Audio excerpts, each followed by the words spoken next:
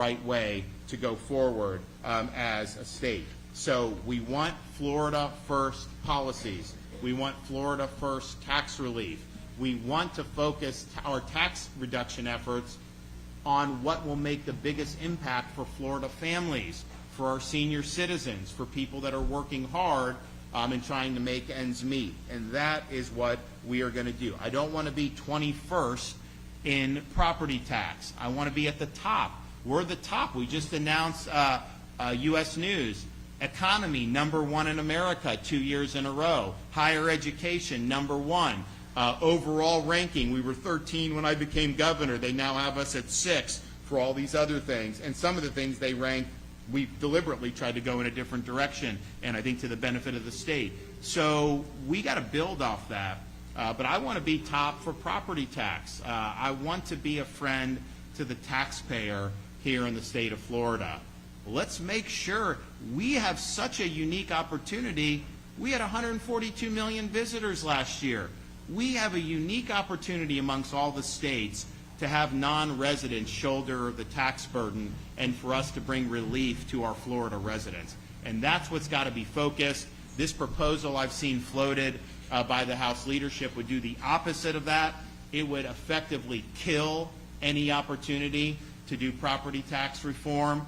It would shift the tax burden away from the tourists and the foreigners and the snowbirds more towards Florida residents. Why would you deliberately choose to do that when we have this golden goose of all these tourists and visitors and snowbirds that come? And I know they talk about Canadians aren't coming anymore. I can just tell you, I ask people, people are doing well in the industry in Florida. We've had a lot of people come this year. Now, 142 million, I don't know if that could ever be replicated, but we're at least in the ballpark. So that's what we need to be doing.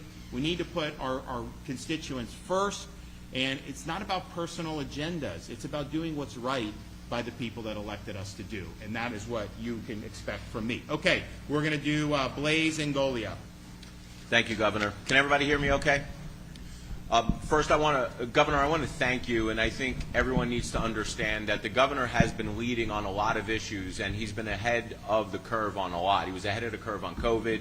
He was ahead of the curve on DEI. He was ahead of the curve on immigration. And he's ahead of the curve, so far ahead of the curve than most people on property taxes.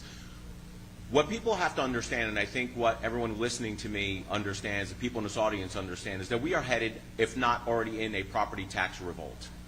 We are seeing property taxes skyrocket at sort of the levels that we saw in the mid-2000s. In the mid-2000s, not different than what we're seeing right now. You've seen a rise in property values, a corresponding rise in property taxes, and then governments have expanded beyond their wildest dreams. Over the last 5 years, just 5 years ago, local governments have increased their general fund budgets by anywhere between 60 to 120%. A lot of them have doubled over the last 5 years. Now, if somebody's going to say that government can't cut, they're lying to you. They can. With the governor's DOGE efforts, with just prudent fiscal responsibility, there is enough money for local governments to cut. But they're not going to cut by themselves. They're going to have to be forced to cut, and this is why giving property tax relief is so important.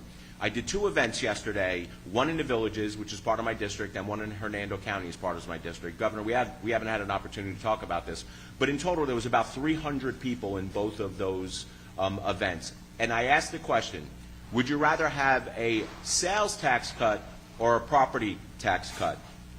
Every single one, except for 2, said that they wanted a property tax cut. Now, the 2 were Canadian, so I understand why they wanted the sales tax cut. But I don't understand, and it's not just them, Governor. I'm going to tell you. Why don't we do this room? If you had a choice, property tax relief or 1/4 of 1 penny in sales tax, who would choose property tax relief? There you go. Who would choose 1/4 of 1 penny? Anybody? There are no Canadians. We don't have any in the room. Canadians here? Come on. All right, well, that was unanimous.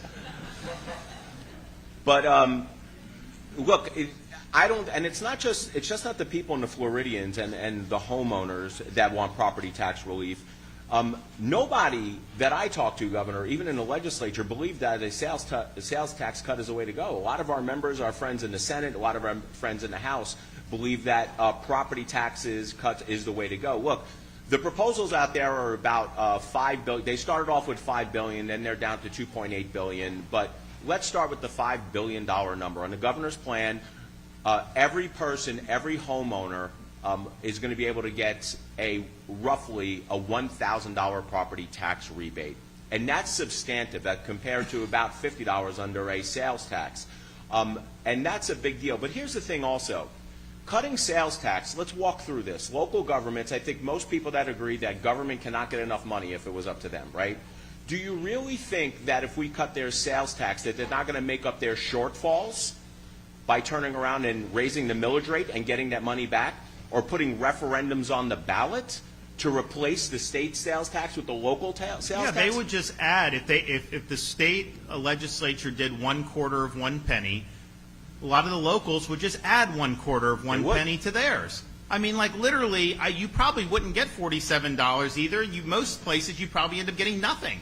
And it would obviously kneecap the ability to do property tax relief at the state level. Yeah, look, so this idea that they're going to save $56 or whatever it is I just think it's a lie. Because locals are just going to raise and they're going to replace that revenue. The only way to get locals to cut their budgets is by substantive tax reform, and that's what Governor is talking about. He's floated a bunch of ideas, doubling, tripling the property tax exemption. He's talking about taking the next 6-7 months and really investigating and see how we can get rid of property taxes for homesteaded properties. These are big ideas. These ideas that are the ones that attract people to live in the state of Florida, and that's why we have the moniker the free state of Florida. So I can tell you, Governor, that from my perspective, from the people that I talk to all the time, including my colleagues, nobody wants sales tax relief. Everyone wants property tax relief. I do not see the wisdom in giving tax relief to Canadians, Brazilians, and tourists when we can give it to our neighbors, our friends, and our family. Well said. Okay, Bob McClure, James Madison Institute, is one of our groups headquartered in Tallahassee that gets involved in policy in Florida and limited government philosophy, obviously, with James Madison. So I appreciate him being here. Thank you, Governor, and thank you for hosting us today. Isn't it great to live in a state where the argument is about cutting taxes as opposed to finding ways to spend more money in Tallahassee? That's the greatness of the leadership of the governor and the senators in this room, is that the men and women who believe in giving money back to you as opposed to finding ways to spend more of it. Senator Angolia talked about it. We are truly the free state of Florida, and that's the important thing to understand here. Property tax in the governor's proposal is about the American dream. My youngest daughter finally got married recently, and she married a young man, and they live in an apartment. They want to buy a home. They want to realize the American dream. It's about wealth creation. It's about what's next for our children. And for those of you that have grandchildren, it's about what's next for your grandchildren. In this state, the governor, as he referenced, we have been, depending on the index, #1 place to start a business, #1 place to retire, best education system in the country. Every index has Florida in the top 3 or 4. The 2 issues where we were challenged and have been challenged, one was property insurance, which the governor and past legislatures addressed to bring down the cost of property insurance. And the governor and his leadership and the leadership of past legislatures have done that. Now we're fighting that back to continue to bring down the cost of property insurance. The other is housing affordability. And with that directly comes property taxes. Property taxes continue to rise, as the governor referenced, faster than the rate of inflation at the local level. This is not an issue of revenue for local governments. This is a spending issue for local governments. So the ability to cut, eliminate, reduce property taxes is cleaner for the consumer, gives more money to the pockets of Floridians like my young daughter and her new husband who want to start a life here in Florida. She is an 8th generation Floridian. And so property taxes will bring to Florida, more money in your pocket and the pockets of those around the state. It's cleaner, it's the American dream, and it is a wealth creation. The sales tax reduction simply gives more money, as has been referenced, to Canadians, Canadian tourists, and people, snowbirds who come here and then leave. So as a policy organization with the research in hand, we at the James Madison Institute have done tremendous work on the data and the role of reducing or eliminating property taxes. We are truly the free state of Florida. We have one or two issues we must continue to push on top of the great things that have been done. And the governor's leadership on reducing or eliminating property taxes is the key to a better future in Florida for you and for your children and for your grandchildren. Thank you. Well said. Okay, Nathan, one of our local realtors. Thank you. I'm excited to be here. I'm here to talk about the affordability of it. So I'm in the industry day to day, people buying $1 million homes and people buying their first home at $350,000. And the affordability is such a challenge right now. If you go buy a house under $400,000, a $370,000 house, you're going to have a tax bill of $5,000 more. That's over $400 a month that you're going to be paying for your taxes. And people go and they do their online application for their mortgage. They didn't speak to anybody, and they look up a house and like, oh, taxes are $2,500. And they get their pre-qualification letter, and then they go to another lender, and you do a tax estimator, and you realize, oh, it's not $2,500. Your taxes are going to be $6,700. And all of a sudden, they go from a $400,000 purchase to a $300,000 purchase, and they cannot afford to buy these homes. You talked about your children, your daughter renting an apartment. I have two kids, a 7 and a 6-year-old. And 20 years from now, if values don't increase at all, which we know is not going to happen, they're going to go buy a $400,000 house, and they're not going to be able to afford that tax bill on it. Meanwhile, somebody that has just bought a house 7 years ago, their house could be worth $1 million, and it will be less than somebody buying an entry-level home. That's great for all of us that have owned homes, but my kids and your kids and the future kids, or people that want to relocate to Florida and raise their families here, they start looking elsewhere because they just cannot simply afford the property tax burden that comes onto them. And you could be 28 years old and lived in Florida your entire life, and you get no tax benefit from buying your first home. Your parents might have gotten the benefit, and that's fantastic, but now you get to buy a house, and your tax bill is higher than your parents' home, and it's worth 3 times as much as yours. And I think the homestead exemption, I think it started in the 30s. I believe in 2008, maybe it was increased up to $50,000. Well, since 2008, we've seen property values double, triple, sometimes quadruple in value, and yet the homestead exemption hasn't changed. So I'm excited about this initiative, and I'm excited about what you're doing. Happy to be here. Great. Okay. Kathy, Tampa Okay. resident, thank you. Yes. Make sure you speak into the mic. And retired Tampa resident. And we pay $529 a month towards our property taxes. That's a huge sum of money for someone who's on a fixed income. And what does an individual do when something impacts your budget? You look for ways to reduce your expenditures, which is what we did. So we don't have cable anymore, and we changed our phone plan, and we took the excruciating step of going from 2 cards to 1. Trust me, it's a traumatic experience. So what I would like to see is for our elected officials to think about, when they think about raising taxes, think about where that money's coming from. It's coming from people like me, human beings, people who have, there's an impact to that. And when you tell taxing authorities that they can raise the taxes by 3%, they're going to do it. So there's no incentive for our elected officials to look within their own budget first before they put that impact on just the ordinary citizen. So, Governor, I can tell you that in order for you to benefit from a sales tax decrease, you have to have the money to buy something. And if you don't have it, it's meaningless. Whereas a $500 reduction in our property tax would be awesome, and we'd support that 100%. Great. Well, thanks so much. So, look, when we're doing this stuff, whether it's Jay Collins, Blaze in the Senate, me as governor, you tell people what you're going to do, and we all said we were going to put Floridians first. Like, there were a lot of individual issues we were talking about, law and order, fiscal responsibility. We were talking about, fighting the woke, doing all the stuff, and we've delivered on that more than any other state by a country mile. But you got to just continue to be true to that. And so we have an opportunity to have a debate about, are we going to put our Florida residents first, or are we going to do something that honestly nobody has asked for? I go around the state. I travel this state more than anybody, probably. Of all 23 plus million, I probably travel to different corners of the state more than anyone.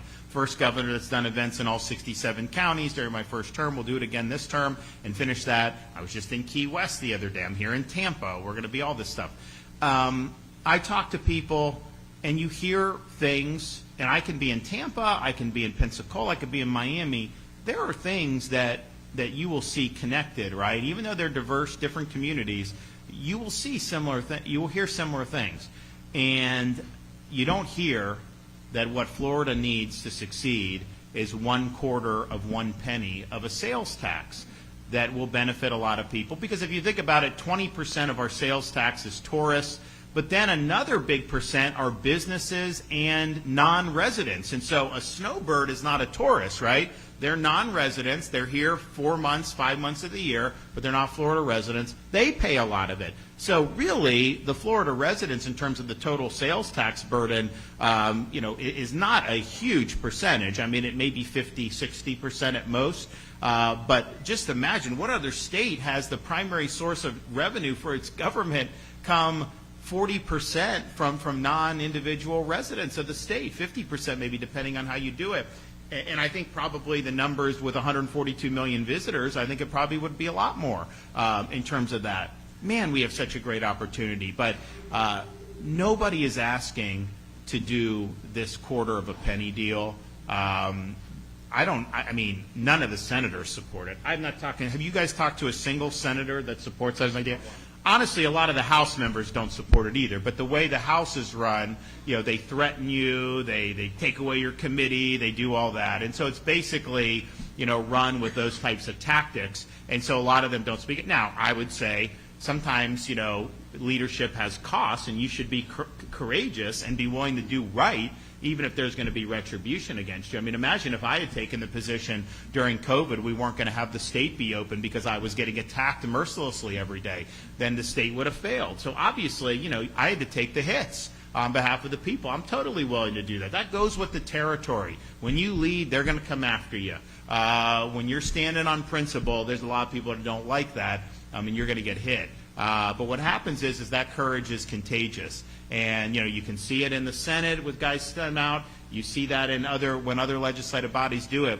But I think this is a very clear contrast between doing policy that will benefit the people we represent, that's consistent with what we campaigned on, or going in a tangent that is not going to help people in any meaningful way that are Florida residents, but will put the final nail in the coffin of any hope to do property tax relief. And that's not what they ran on when they asked for your vote in 2022, in 2024, and even before that. So let's get this right. Let's make sure that we have a good budget and Florida first tax policies. Okay, with that, I'll take some questions. Governor, 2 questions. One, sir, is do you have a specific proposal that you're making today, something that you promised hard and fast you're going to fight for? Well, we put out many months ago a proposal, depending on the level of money that they want to dedicate to property tax relief, that we could deliver rebates between $250 to $1,000 per homesteaded Floridian. It's also the case that having money that is not being frittered away to help the Canadians on the margin, all of that in future years, that revenue that we get from the tourists and the non-residents, that can go help with a property tax transition. Because we have some rural counties, they like the Tampa Bay area, like Pinellas County, Tampa, you have visitors. you can do things. I mean, I think reduce expenditures is the first one, but you can shift burdens to them in other ways. It may not be as easy in some of the rural areas. And so what I've said is it's totally reasonable for us running big surpluses to help some of those rural counties, in a transition period, if it means giving major relief to their residents in terms of property taxes. So I think that there's a lot that can be done, but I think even apart from our proposals, which we did put out many months ago, this 1/4 of a penny, it really does kill property tax relief going forward, because the people that propose this are going to turn around and tell you, we can't afford it, we don't have enough, you don't have enough money to be able to do it, it's just not going to work and all that. That will happen. You can see this. I mean, you see what's doing. So why would we want to foreclose the idea and the possibility of major property tax relief, even in a ballot initiative next year, just simply because you're doing a 1/4 of a penny that's going to be geared towards tourists, non-residents, and our residents get $47 spread out over how many purchases, I don't know. I think the choice on that's pretty clear. And second, Governor, when it comes to, you said, ballot initiatives, are you concerned at all that the reforms that you put in place will make it more difficult for even ballot initiatives that you're in here for us to get on the ballot? Well, I think it makes it more difficult for fraudulent petitions to be submitted, and I don't think whether the constitutional amendment is something I like or don't like, that it should be put on the backs of fraud. And we saw massive fraud in 2024, and that is not the way you do business. This whole thing has become a cottage industry where you have well-financed special interest groups. There was foreign money coming in 2024. You had one corporate weed company, spent $141 million to try to change Florida's constitution. So I think the reforms that were done are good government reforms. And if there's people that are running an amendment that I happen to agree with, I don't want them to be able to do fraudulent petitions either. I don't want them to be able to have misleading language on the ballot. I don't want them to be able to do this in a way that is manipulating the process. And that's true regardless of whether something I like or not like. Now, I think the goal that we would have, and I think Blaze and Jay would agree, is we have massive supermajority of Republicans in the legislature. The legislature can put constitutional amendments on the ballot. It doesn't have to go through citizen initiative. There's basically 3 ways you can amend the Florida Constitution. Legislature, supermajorities put it on the ballot, voter ratifies. Constitutional Revision Commission, every 20 years, they propose, put it on the ballot, voters ratify. And then the final way is the citizen initiative, which has really become a special interest initiative where they get signatures, get on the ballot, and then the voters ratify or not. So the legislature can do this. Now, I think one of the frustrating things, and that's part of the reason why I've been concerned about what I've seen out of the House, is I think they're laying the groundwork to be able to reject our call to do a ballot, put something on the ballot through the legislative process. I think the Senate will do it. We have almost a 3-to-1 majority in the House of Representatives for Republicans. What excuse is there not to give people relief and let citizens have a say in voting whether they want property tax relief or not? But I'm concerned when you see that committee the last day of the session, when you see this gambit with the 1/4 of 1 penny, knowing that would be, a big, quote, revenue loss, and would give a pretext to say, hey, guys, we just can't do it. We know you like property. We know you need relief. We want to give you relief. Oh, we just don't have the resources. We don't have the money. And so, you're basically, again, it's a shifting of the burden away from the tourists towards more Florida residents. And they will, local governments, if they do 1/4 of a penny, a lot of the local governments will fill that void anyways. So it'll preclude you from getting property tax relief, basically, and you're probably going to end up paying the same rate in most of the counties in Florida anyways. I mean, let's just be clear. We know how all this works. And so the question is going to be, are you willing to put this on the ballot for 2026? That's something you guys should ask your state representatives. Are they committed to having a constitutional amendment proposed? And the reason we have to do a constitutional amendment, because under Florida's Constitution, the millage rates, all this stuff is vested in local governments. It's not vested in the state government. And we have a tangential role with the required local effort, but this is basically a local issue, and so that's why you would need to make a constitutional change, just like you have homestead. And there's so many things that you can do that would be really, really meaningful. My view is like, you have someone like Kathy, they own the home. Why are we continuing to tax them? It's like you go buy a TV from Best Buy, you pay a sales tax, you put it on your wall, and then you watch it. You don't keep paying taxes on it indefinitely, so why is this something that we think is okay? But even things like Blaze is talking about, much more generous homestead exemption would be helpful. I mean, this is not good enough for where the property values are. There's so many things that I think would make a real difference in the lives of Floridians. And it's not just in Florida. This is a nationwide issue where people that have more residential mortgages, they pay more in property tax and insurance than they do on the principal and interest on their mortgages. It used to be the opposite. Principal interest was the main payment, little bit of taxes, little bit of insurance. Now you've seen that change. And you've had massive increases in property taxes and insurance in other states. CNBC just did an analysis since 21. They found that Utah had the highest increase in that. And, I mean, Florida, a lot of people thought Florida would be higher. I think they had us ranked like 10th or 11th. And we had 6 major hurricanes in the last 7 years.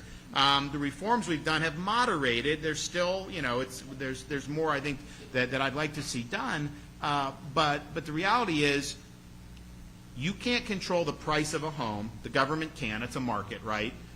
On insurance, like, we got rid of some things that were driving up costs, the litigation, but ultimately that's a market too. The one thing that is purely subject to political control is taxes. That's not market-based. That's we the people deciding how we want to do this. What powers do you want to give the government to be able to tax your property and your homes? And you have the ability to change that through a constitutional amendment. So I think it'd be really exciting, and I think you'd get a lot of support. Gov, can I jump in on this? Yeah. Can I jump in? Guys, I just want to, a couple of things, and I want to piggyback off what the governor is saying, because I think this is important context. The first thing is that we do have a supermajority, and that is a governing mandate. That is the voters telling everyone that we like what you are doing, we want you to continue what we are doing. And by us not doing substantial reforms, keeping up with what we were doing with a supermajority in the legislature, that is plain missed opportunities, okay? And the missed opportunities that we're missing, amongst a lot of other things, are delivering property tax relief reform. Here's the deal. Everyone in this room, raise your hand, would you rather have property tax relief over sales tax relief? Almost everyone we talk to in the legislature would rather have property tax relief than sales tax relief.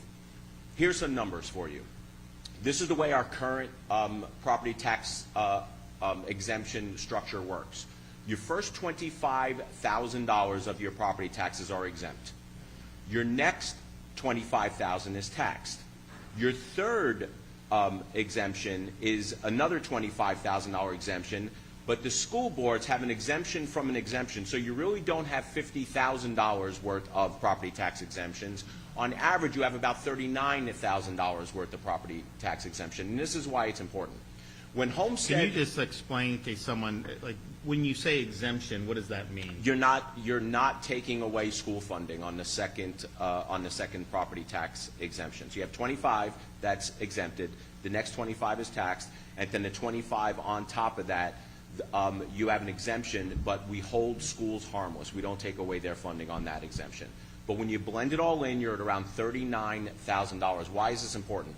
When property taxes, when homestead was initially instituted, because of the value of the homestead, the first one, the $25,000, compared to the median price of a home, about a third of your property, 33% of your property was shielded from taxation. Today, with property tax, with values being so high, it's about 9%. And people are feeling this, and this is why this is important, and this is why people lobby me, they lobby Senator Collins, they lobby the governor on property tax relief and not sales tax relief, is because they feel it. When they pay their mortgage, when they see the auto draft coming out from their banks and they see that they not only have to pay for the new tax bill, but they have to catch up for the last tax bill, they see it coming out. If property tax reform in any form, increasing the homestead exemption, whether it's double, tripling, or eliminating, it will, mark my words, it will pass, and I think the governor agrees with me, with 75% of the vote. Then why is a supermajority not delivering property tax relief now? That is frustrating. Here's another thing that everyone needs to understand, and the governor knows this, we've had this conversation, is that if we get structural property tax reform on the ballot in 2026, people are not going to feel that until 2027 because it has to be voted on and then has to be implemented. People are going to pay their tax bills in 25 and 26. What happens over the next 2 years? People are hurting now. They need property tax relief now. The governor, what this governor is saying is that if we are going to spend money on tax cuts, let's deliver it to Florida families, a Florida first tax cut, so they can benefit now and the next year while we get structural property tax reform on. That's not only what a Republican supermajority should do, it's also pretty darn good governance.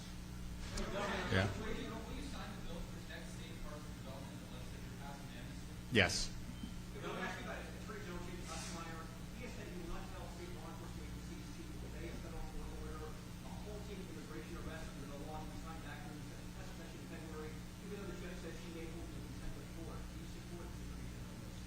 The Attorney General is legally correct.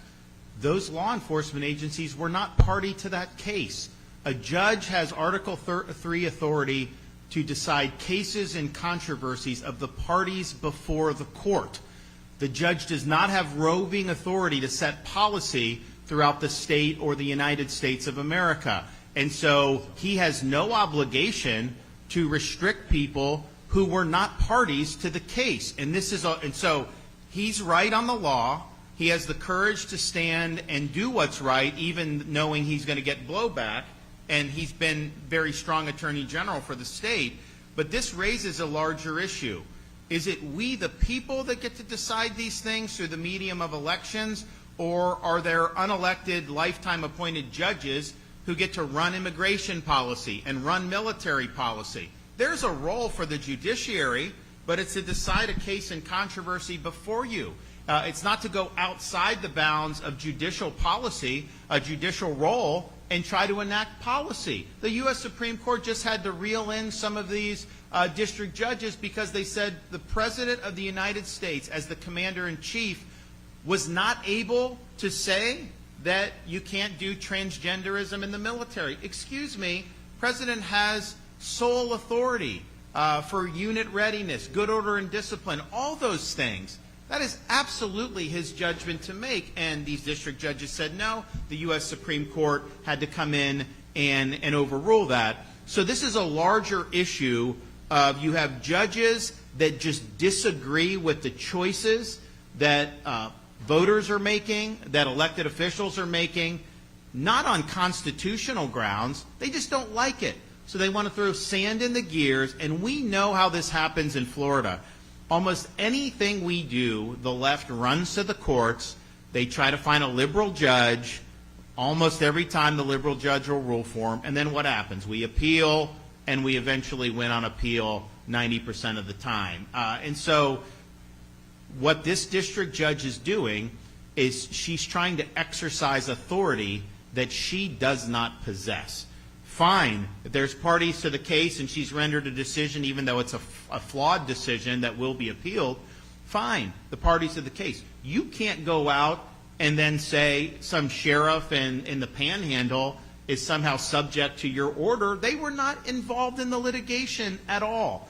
So I think it's appropriate pushback that he's providing the judge. I think he's legally in the right on this, and I think it raises the larger issue of who governs this country. Because I can tell you, if when the founders created the Constitution, if James Madison and Hamilton and John Jay were writing in the Federalist Papers, well, under this Constitution, all the thorny issues will just be punted to the unelected judiciary, the Constitution would not have even been adopted by this country, and we all know that.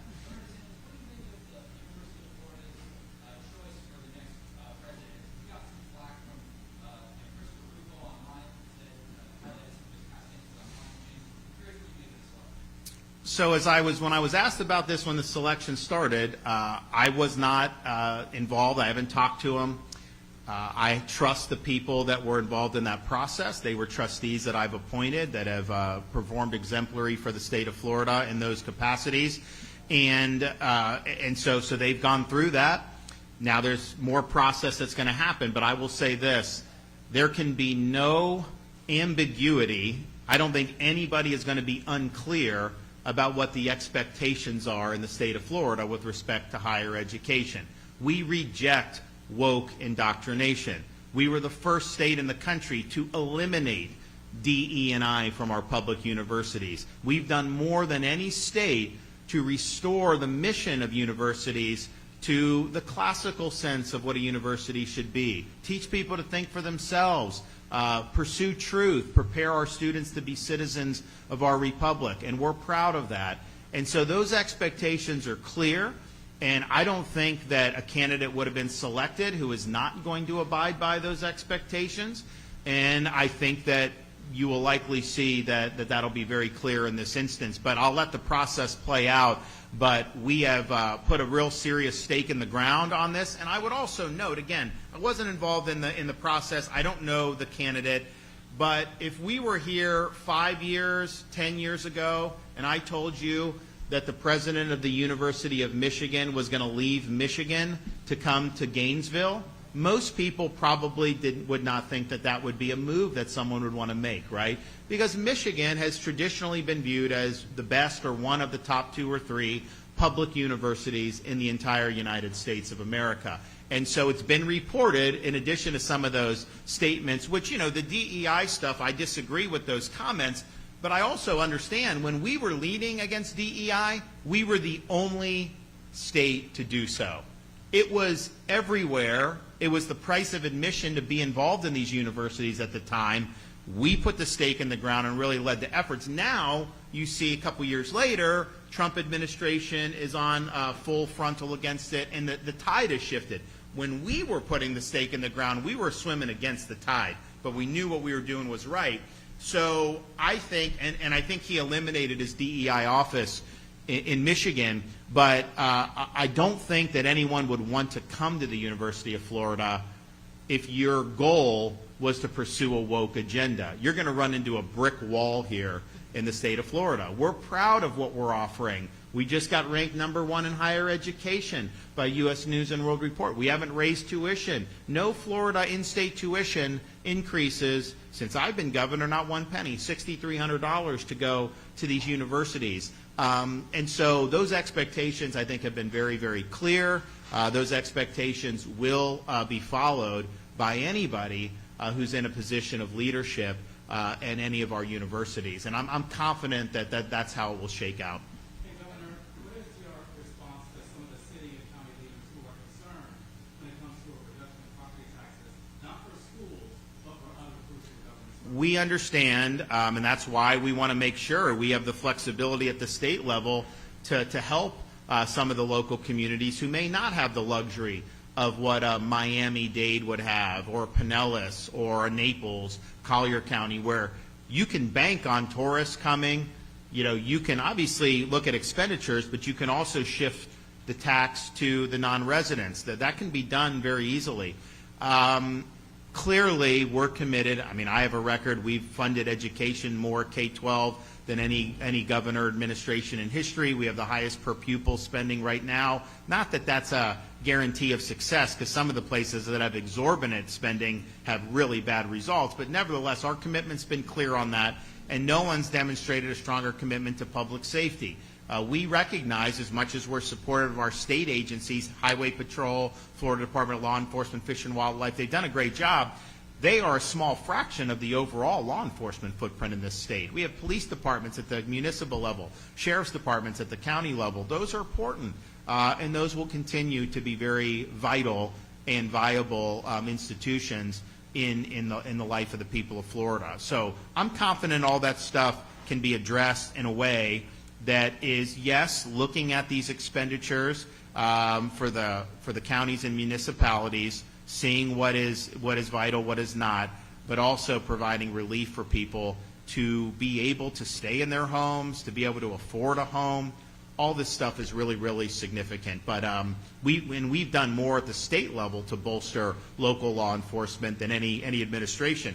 We did $1,000 bonuses for every sworn law enforcement and firefighter in the state of Florida 3 years in a row. We have a $5,000 signing bonus for new recruits into our law enforcement agencies, including state, but also municipal and county. And that's been very, very successful. So our commitment has been really, really strong. We're going to continue that commitment. We understand quality of life is important. We understand that there are services that are really important. But I also look at some of these counties that have seen, really dramatic increases in expenditures over the last 5 or 6 years. And I ask, did all of a sudden, keeping the streets safe, is that 40% more expensive all of a sudden? I mean, I know we've had inflation, right? But I think you look at that and you're like, well, no, probably what's happened is they had a gusher of property tax revenue coming in. They were able to be a little bit looser with the purse strings, and so did that. But I don't think you want to institutionalize that. And it's the same thing really anywhere, across the board. Look at the federal government. They jacked up spending for COVID, and they're basically codifying that level of spending or higher in what they're discussing up there in Washington, D.C. What's wrong with going back to the spending levels before COVID and locking that in? That would be more sustainable for this country. We're over $37 trillion in debt. As Florida has paid down debt, the federal government has continued to add it. So they could do that too, and I think a lot of the local governments will. Okay, great to see you guys. Take care. Bye-bye.